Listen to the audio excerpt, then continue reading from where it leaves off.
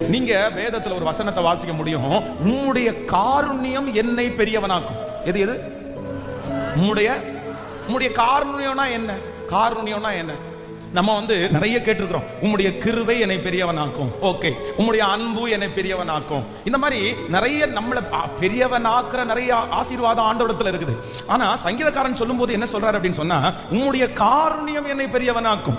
அப்ப நான் கடந்த நாட்களில் இந்த காருண்யம் அப்படின்ற அந்த வார்த்தை எனக்கு ரொம்ப பிடிச்சிருச்சு.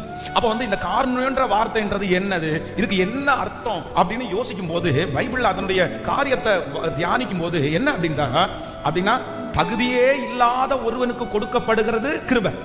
ஆனா இந்த காருண்யம் அப்படின்றது கிருபைக்கு அடுத்த மேல.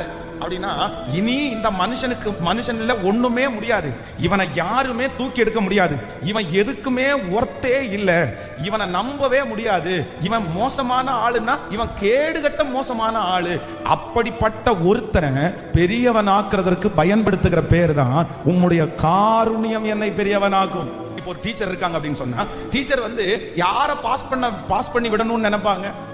யாரை பாஸ் பண்ணி விடணும்னு நினைப்பாங்க அப்படின்னு சொன்னா, இப்ப 35 மார்க் பாஸ் மார்க்கா இருந்துச்சுன்னா அவன் ஒரு 33 மார்க் எடுத்தான்னு வச்சுங்களேன். 33 மார்க் எடுத்த பையனுக்கு அந்த டீச்சர் என்ன பண்ணுவாங்கன்னு சொன்னா, எங்கேயாவது தேடி கண்டுபிடிச்சு ஒரு 2 மார்க் போட்டு கொடுத்து, சரி அவனை பாஸ் பண்ணி விட்டுருவோம், வெறும் 3 மார்க் தானே கம்மி, 2 மார்க் தானே கம்மி, சரி நம்ம சார்பில். அதுக்கு பேர் தான் என்ன அப்படின்னா கிரேஸ், கிருபை. அப்படின்னா தகுதியே இல்லாத ஒருவனுக்கு கர்த்தர் கொடுத்திருக்கிற ஈவுக்கு பேர் தான் என்னது? கிருபை.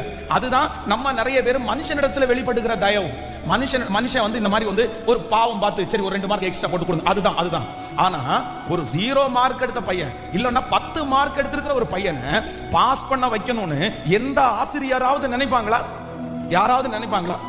நிறைய ஆசிரியர்களுடைய மூளையில கூட வராது. ஏன் அப்படின்னு சொன்னா, நீ 10 மார்க் எடுத்திருக்கப்பா, உனக்கு இனி பாஸ் பண்ண வைக்கணும்னா இனி 25 மார்க் எங்க தேடி போறது? 25 மார்க் போட்டு உன்னை எப்படி பாஸ் பண்ண வைக்க முடியும்? நீ ஒழுங்கா படி அப்படின்னு. ஆனா ஆண்டவர் எப்படிப்பட்டவராமா? அந்த 10 கூட இல்லையாமா. இந்த காருண்யம்ன்றதுக்கு என்ன அர்த்தம் அப்படின்னு சொன்னா, 0 அப்படின்னா அந்த கிருபையை கொடுக்கிறதற்கு கூட தகுதியே இல்லாத ஒருத்தனுக்கு கிருபையை கொடுக்க முடியலன்னா, காருண்யம் என்கிற ஒன்றை கர்த்தர் வைத்து அந்த மனுஷனை அழகு பார்க்கிற தேவனுக்கு நல்ல கரங்களை தட்டி ஆமென். நம்ம ஆராதிக்கிற தேவன் எவ்வளவு நல்லவர் பாத்தீங்களா?